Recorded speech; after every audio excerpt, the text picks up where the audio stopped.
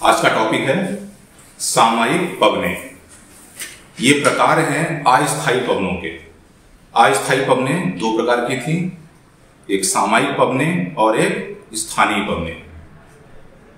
अस्थायी पवनें मीन्स होती हैं जिनका जो समय समय पर दिशा में परिवर्तन करती रहती हैं, स्थायी नहीं है, उनकी दिशा स्थायी नहीं है, तो पवनें कैसी हो गई?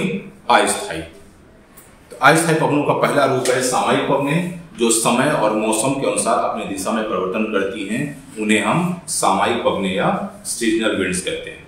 एक निश्चित क्षेत्र में चलती हैं और एक निश्चित समय में दिशा में परिवर्तन करती हैं, इसलिए इनको हम सामयिक कहते हैं, समय के अनुसार। तो समय में परिवर्तन होता है, चाहे समय मंथ का हो चाहे दिन का हो, सुबह या शाम में, रात या दिन में, या किसी विशेष मौसम में, किसी विशेष महीने में। एक निश्चित महीने में या निश्चित समय में ये अपनी दिशा में परिवर्तन करती हैं, इसलिए उनको हम सामयिक पवनें कहते हैं। ये तीन प्रकार की इसमें आ काउंट करते हैं, इसमें तीन प्रकार पवनें होती हैं। एक है जल समीर और स्थल समीर। जल समीर, स्थल समीर।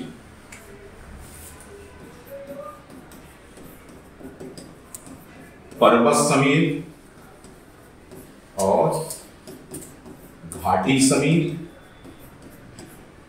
और तीसरी मानसून। इन तीन प्रकार के पवनों को हम सामयिक पवनों के अंतर्गत रखते हैं। इन तीनों को डिस्क्राइब करते हैं अलग अलग। सबसे पहले इसको देखते हैं जल समीर और स्थल समीर। देखिए, सागर के किनारे की जगह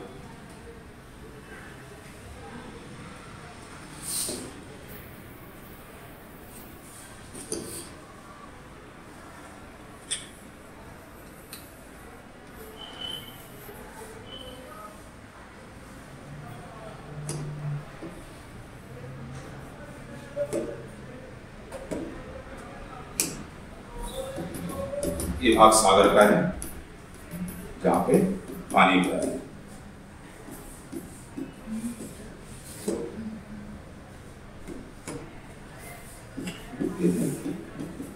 सागर और ये है स्थल, पर्वत है, पेड़ पौधे। दो समय अलग अलग की बात करें हम। सबसे पहले देखते हैं दिन में। स्थिति देखने पहले तब दिन में। डे टाइम पे क्या होगा? सूर्य की किरणें पड़ती हैं, सूर्य उगता है, सूर्य की किरणें स्थल पे भी पड़ती हैं और जल पे भी पड़ती हैं। जल का स्वभाव होता है देर से गर्म होना और देर से ठंडा होना। स्थल का स्वभाव होता है जल्दी गर्म होना और जल्दी ठंडा होना, क्योंकि सूर्य की किरणें स्थल में गहराई तक प्रवेश नहीं करती। पत्थर होते हैं, मिट्टी होते हैं, रेत होती हैं, तो गहराई तक प्रवेश नहीं करती। ऊपरी भाग में सूर्य किरणें पड़ती हैं, जिसके कारण से स्थल बहुत जल्दी गर्म हो जाता है। जितना अधिक पथरीला क्षेत्र होगा वह उतना जल्दी गर्म हो जाएगा। तो स्थल सुबह बहुत जल्दी, दिन टाइम में बहुत जल्दी गर्म हो जाता है और तपने लगता है। जबकि सागर में जल के अंदर सूर्य की किरणें काफी गहराई तक प्रवेश करती हैं। इस कारण से एक जल के बड़े भाग को गर्म करना पड़ता है, जिससे जल के को गर्म होने में पूरा दिन गुजर जाता है, धीरे धीरे गर्म होता है। तो जल देर से गर्म होता है जबकि स्थल जल्दी गर्म हो जाता है। तो स्थल दिन में तपने लगता है, और तपने लगता है तो स्थल में आसपास वाले एरिया में टेम्परेचर, आसपास एरिया में क्या होता है? टेम्परेचर बढ़ जाता है। ठीक, टेम्परेचर हाई हो जाता है। तो टेम्परेचर हाई हो गया, अपेक्षा के सागर में टेम्परेचर कैसा है? लो है। टेम्परेचर सागर में टेम्परेचर लो होता है, तो वायुदाब में क्या असर पड़ेगा? स्थल में वायुदाब, स्थल में क्या होगा? Low pressure. और सागर में अपेक्षाकृत हाई प्रेशर। तो दिन के समय में इस सागर में हाई प्रेशर और स्थल में लो प्रेशर हो जाता है, जिसके कारण से पवनें किधर चलेंगी? अब पवनें सागर से स्थल की ओर चलना शुरू करेंगी। सागर से स्थल की ओर पवनें इस प्रकार से चलने लगेंगी। क्या है? पवनें। तो सागर के ऊपर से स्थल से पवनें होते हुए स्थल की ओर आएंगी। कब? दिन के टाइम में। कभी भी आप समुद्र किनारे जाओगे दिन में, आपको तेज हवा हमेशा चलती मिलेगी। इस पर तेज हवा चलती हमेशा। आप शहर में जाओगे कम रहेगी, लेकिन जैसे सागर किनारे पहुंचे तेज हवा चलने मिलेगी। ठीक, तो इस पवन को क्या कहेंगे? चूंकि सागर के ऊपर से आ रही है तो इसे हम कहते हैं सागर समीर या जल समीर। सागर समीर या जल समीर। तो दिन के टाइम पे सागर में हाई प्रेशर और स्थल में लो प्रेशर हो जाता है। इस कारण से पवनें हाई टू लो यानी सागर से स्थल की ओर चलने लगती हैं। तो इन पवनों को हम सागर समीर या जल समीर कहते हैं। तो जल समीर के बाद नेक्स्ट देखते हैं, हो गया जल समीर या सागर समीर। नेक्स्ट देखते हैं स्थल समीर। ठीक, स्थल समीर देखें हम।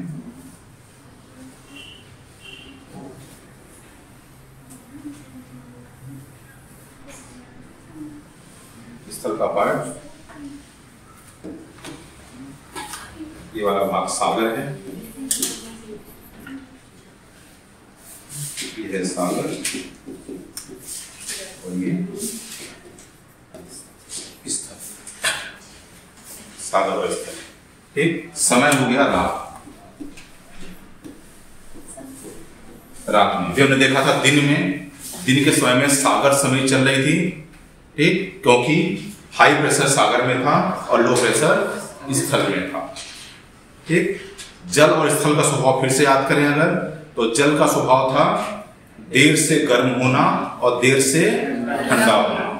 स्थल का स्वभाव है जल्दी गर्म होना और जल्दी ठंडा होना। रात हो गई, रात के समय में अब धीरे धीरे पृथ्वी का पार्थिव विकिरण शुरू हुआ और पार्थिव विकिरण कारण से पृथ्वी ठंडी होनी शुरू हुई। क्योंकि स्थल जल्दी गर्म जल्दी ठंडा होता है, रात में स्थल जल्दी ठंडा हो जाता है। ठीक, स्थल जल्दी ठंडा हो गया। ठीक, जल्दी ठंडा हो गया तो यहां पे क्या हो गया? टेम्परेचर लो, टेम्परेचर लो हुआ ना, टेम्परेचर कम हुआ, क्या टेम्परेचर लो होगा ना, ठंडा में टेम्परेचर लो ना। फिर और सागर धीरे धीरे गर्म, धीरे धीरे ठंडा होता है। धीरे ठंडा होता है तो रात में भी मिडनाइट तक भी वह अभी गर्म ही बना रहता है, पूरी तरह ठंडा नहीं हो पाता। तो स्थल ठंडा हो गया, जबकि सागर अभी जल अभी गर्म ठंडा नहीं हुआ। तो यहां पे टेम्परेचर क्या होगा? टेम्परेचर यहां पे हाई। ठीक, तो रात के टाइम पे स्थल जल्दी ठंडा हो जाता है तो टेम्परेचर लो हो जाता है। सागर अपेक्षाकृत देर से ठंडा होता है। ठीक, तो वहां पे टेम्परेचर अभी भी हाई रहता है। दिन भर जो उसने ऊष्मा एब्जॉर्ब की थी सागर ने या जल ने, दिन के समय सूर्य की सौर्य विकिरण से जो ऊर्जा एब्जॉर्ब की थी, अपने में समाहित किया था, वह ऊर्जा उसके पास निकलने में धीरे धीरे टाइम लगता है। आप पानी गर्म करके रखते हैं, पानी गर्म करके और बाहर का रख देते हैं, तुरंत ठंडा होता है क्या? घंटों लगता है ठंडा होने। एक तपेली पानी 1 घंटा लगता है ठंडा होने। तो इतना सागर है, एक ढेर सारा पानी ठंडा होने में पूरी रात गुजर जाती है। और उसकी जो हीट है, जो ठंडा होता है, उसकी हीट कहाँ जाती है? बाहर निकलती है। तो यहीं के वायुमंडल में जाती है हीट। तो ये वायुमंडल एरिया पूरा कैसा होता है? गर्म। ठीक है, तो जब टेम्परेचर हाई है तो प्रेशर कौन सा होगा? प्रेशर लो होगा। और यहां टेम्परेचर लो है तो प्रेशर क्या होगा? हाई प्रेशर होगा। ठीक, तो पवनें किधर चलेंगी? High pressure to low pressure, यानी स्थल से सागर की ओर पवनें चलना शुरू हो जाएंगी। पवने स्थल से सागर की ओर चलने लगेंगी। रात में पवने किधर चलेंगी? स्थल से सागर की ओर। तो स्थल से सागर की ओर जा रही हैं तो इन्हें हम क्या कहेंगे? स्थल समीर, लैंड ब्रिज।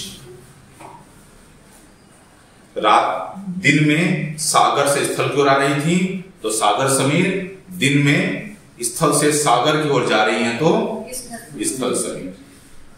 तो ये समय के अनुसार यहाँ पे पवनों की दिशा चेंज हो जाती है। दिन में पवने सागर से स्थल की ओर और रात में पवने स्थल से सागर की ओर लगती है। तो समय स्वयं की दिशा परिवर्तन कर रही हैं। इस कारण से पवनों को हम अस्थायी पवने कहते हैं। एक अस्थायी पवनों के रूप है सामयिक पवने। क्लियर?